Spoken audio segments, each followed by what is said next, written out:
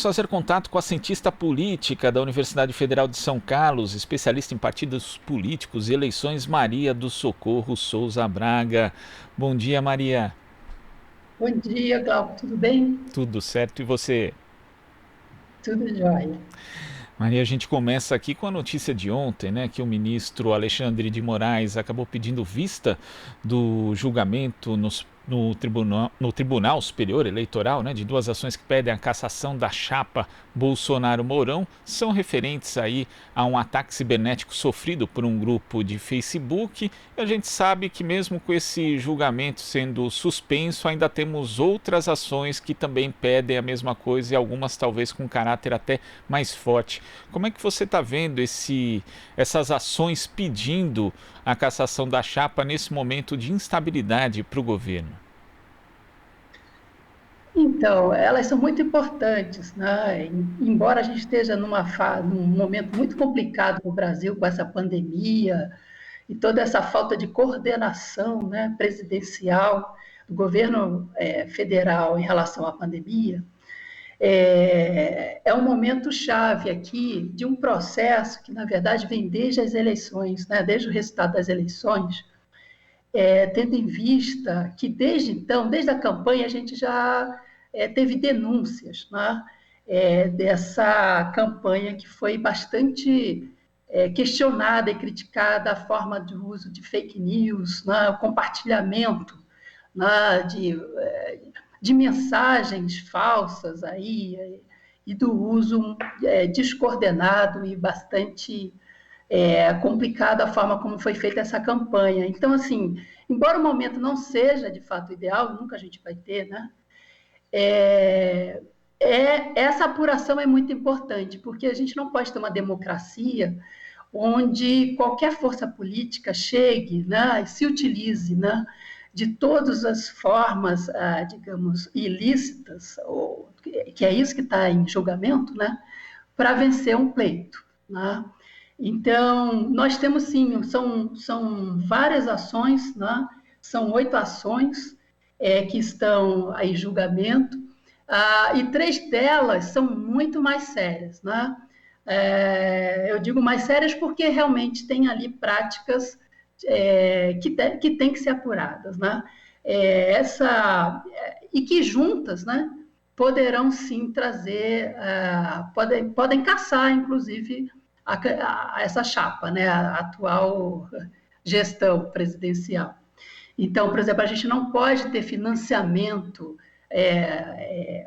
privado na campanha, né? E foram empresários, né, que está sendo julgado justamente isso, né? Era proibido, ainda continua proibido o financiamento privado, né, das campanhas, e parte dessa divulgação de mensagens foi realizada por empresários, né?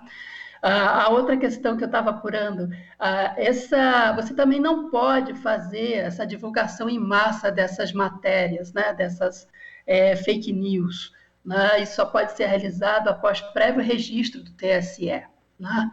E, por último, obviamente, que uma eleição não pode, uma campanha não pode se dar em cima de campanhas falsas, né, de mensagens falsas.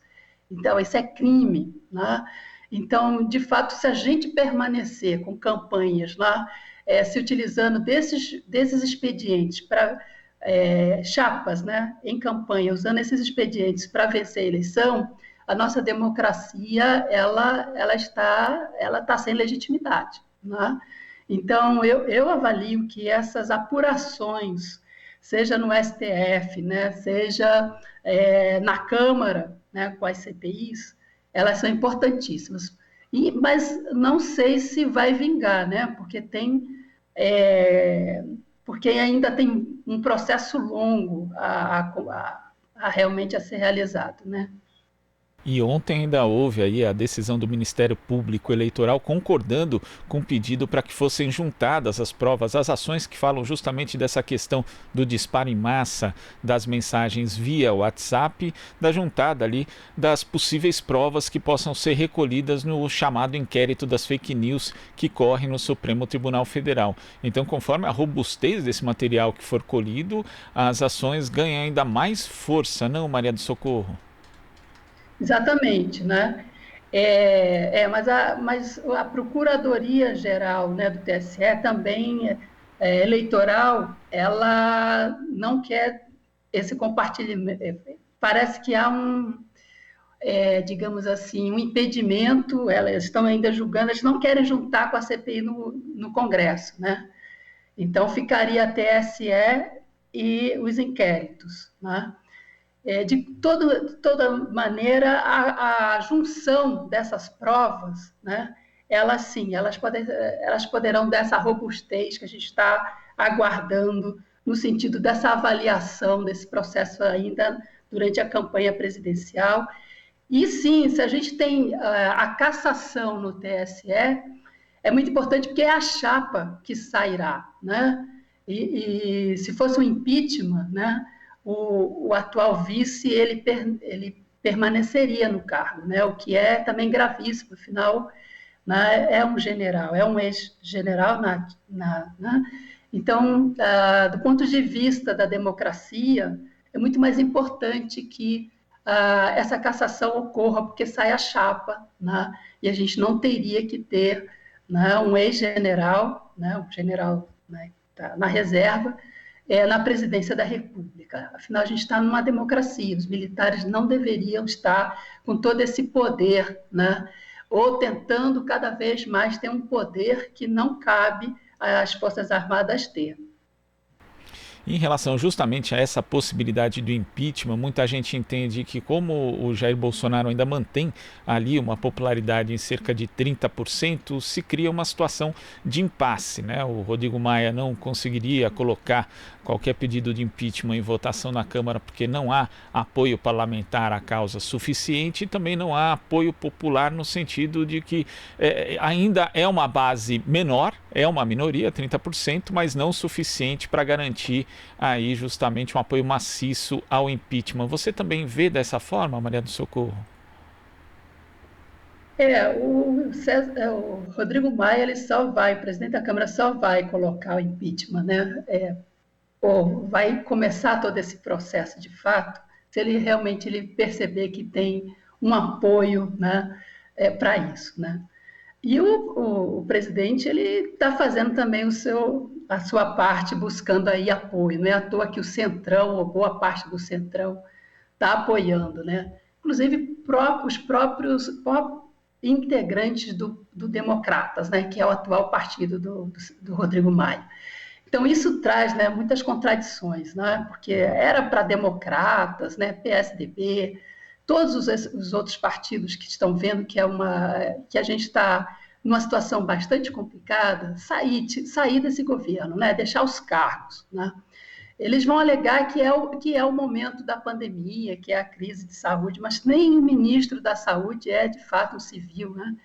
E não é uma pessoa preparada para estar no cargo. Então, são vários fatos e eventos, né, que, de fato, nos levam a desacreditar, né, que a Câmara ou setores na Câmara podem realmente, o presidente, né, diga-se, possa realmente fazer um movimento mais sério nesse sentido. E, de fato, ele não tem apoio, a oposição não poderia tomar, ela é muito minoritária no atual momento, para fazer esse movimento de, né, aumentar o apoio. Então, assim, é uma situação bastante complicada. E, por outro lado, a questão no Supremo também não deixa de ser complicada, porque são 7 votos, pode vir a cassação com 4 votos a favor, né? Então, a legitimidade, claro que tem legitimidade, mas é ainda um quórum ainda menor, né? Se a gente pensar que foi um presidente eleito com mais de 57 milhões de votos. Então, nós estamos numa situação muito complicada e estamos nas mãos dos 3 poderes, né? Muito importante que os 3 poderes pensem muito bem em tomar essas decisões que a população acaba ficando à espera, né, dessas decisões no momento que vive um momento muito complicado, né, de ter seus entes queridos morrendo e sem poder fazer muita coisa. Então, talvez por conta justamente dessa conjuntura, desse ambiente tão instável economicamente, politicamente e em termos de saúde mesmo das pessoas, essas decisões todas vão ser postergadas, né, para um momento futuro. Não consigo enxergar ainda que a gente vai ter um processo, seja no Supremo, seja na Câmara, né, uma decisão para os próximos meses. Né? É algo que deve acontecer mais para o ano que vem. Agora, Maria do Socorro, você citou a questão do vice de Jair Bolsonaro ser um general, também o ministro interino da Saúde ser um general. Ali a gente tem a pasta, inclusive, com pelo menos 25 militares na linha de frente do combate à Covid-19. Temos militarização mesmo em ministérios que são comandados por civis, como o do meio ambiente de Ricardo Salles. Vai ser possível depois a gente fazer os militares voltarem à caserna, saírem da cena política, sendo que essa entrada dos militares na política, essa reentrada, digamos, né, de forma mais ostensiva, já começou ali no governo Temer, quando pela primeira vez a gente teve um ministro da Defesa que não era civil. Como que a gente vai conseguir repactuar essa questão da participação dos militares na política mais adiante, Maria do Socorro? Então, eu penso que assim, as Forças Armadas, elas são forças do Estado, né? Elas não teriam que estar partidariamente, né, participando do governo, né? Então, constitucionalmente, elas terão que voltar, na verdade, elas nem estão, né? Se a gente parar para pensar, tem um número muito grande, sim, de militares, são mais de 3 mil, né? Se a gente pegar cargos de segundo escalão, um ministério militarizado, né, com militares da reserva, a maior parte. Né? Então, e temos lido, né, depoimentos de generais da ativa e de grandes outros nomes das Forças Armadas mostrando que não têm interesse, né, e que não concordam com esse grupo que está vamos dizer assim, assumiu, né, aderiu, apoia e está no governo Bolsonaro. Então, eles estão divididos também. Né? Então, eu penso que que o grosso das Forças Armadas vão fazer um movimento né, de retorno. Né? E esse grupo que já está na reserva vai se aposentar. Claro que tem também algumas teorias conspiratórias falando que eles podem se unir às polícias civis, né, e militares, e isso poderia levar a um movimento bem mais forte. Mas é algo que a gente ainda não tem, assim, por mais que se fale de milícias, se fale, e a gente tem algumas evidências nesse sentido, apoiando também, né, o governo, a gente tem que trabalhar com o que a gente tem de evidência agora. E assim, o caminho natural é que quem está hoje no controle das Forças Armadas, né, volte, né, ou permaneça e amplie, né, digamos assim, as suas atividades que são de defesa nacional, né, que a defesa, são as atividades comuns das Forças Armadas. Não tem por que eles assumirem partidariamente, né, e ocuparem cargos políticos. Eles não estão preparados para isso.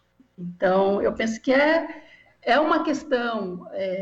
Provavelmente também a gente não pode esquecer que esse movimento ele se dá, como bem você já levantou, eu digo até que é antes de Temer, não no sentido de assumir cargos, né?